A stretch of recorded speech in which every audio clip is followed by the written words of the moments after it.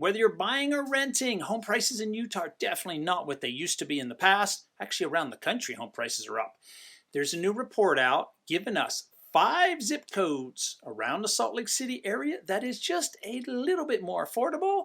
Let's take a look at the report, and I'll also provide you some pros and cons of each of the cities to consider. Let's do it right now.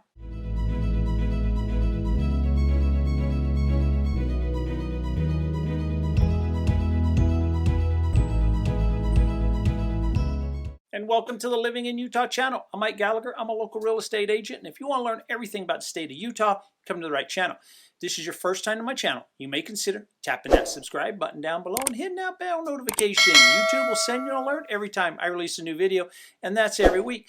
And apart from making videos, I also help people buy or sell real estate. So if I can be of any assistance, I'll leave my contact information on the screen. It'll also be down in the show notes. So some good news first of all, home prices right now in Utah are lower than they were this time last year, but it's still a struggle to make those payments because this year we have higher interest rates.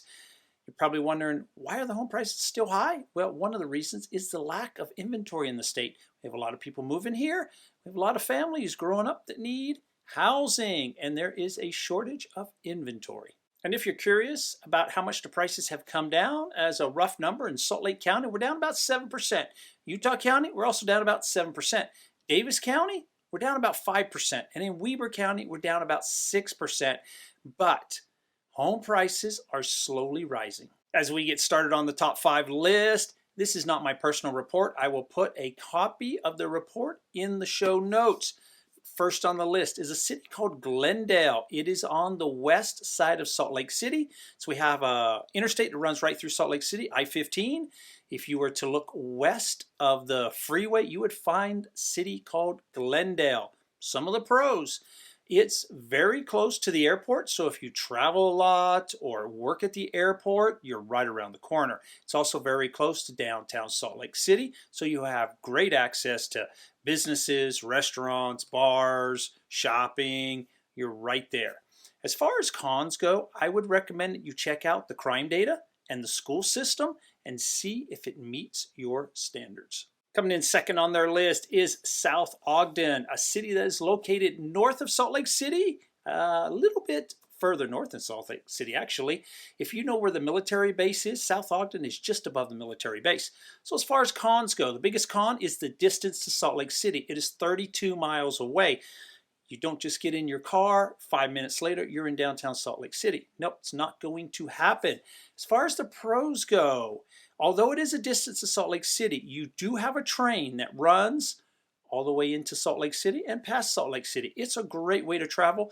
I sometimes will take the train as a means of transportation. We'll go downtown from time to time, have some dinner, a couple brewskis, take the train home, and not drive our car. Coming in third on their list is a city called Kearns. If you were to look at Salt Lake City, look to the southwest, you will find the city of Kearns. As far as pros go, it is centrally located. If you need to get downtown, you're about 12 miles away. If you work in, say, Lehigh, Draper, or would like to shop down in those areas, you're about 24 miles away. So you can get to pretty much everything that the Salt Lake Valley has to offer living in Kearns. As far as the cons, I'd go back up to what I had on the first one. Take a look at the crime data and the school data and see if it meets your criteria. Coming in next on the list, we have Roy, Utah, a city that is located north of Salt Lake City. It's a little bit of a distance from Salt Lake City. So one of the cons would be the distance to Salt Lake City. It's about 30 miles. The pros, well, they do have the train that actually stops in Roy that can take you into Salt Lake City if you want to commute via train. Also, if you work on the military base or for one of the local defense contractors that are located on the base or in the neighboring cities, your work location would be just right around the corner. So the fifth city on their list would be West Valley City. As you might be able to tell by the name, it is on the west side of town. So if you take I-15 and look to the west, you'll find West Valley. As far as pros go, it is centrally located. Very easy access to just about anywhere. If you want to go to North Salt Lake, downtown Salt Lake City, catch the road to go up to Park City, South Salt Lake, go out to the airport. You have fairly easy access to most locations. As far as cons go, I would once again check the crime data and the school data and see if it meets your standards. So in conclusion, that is our list of some 5 alternate cities to live in apart from Salt Lake City.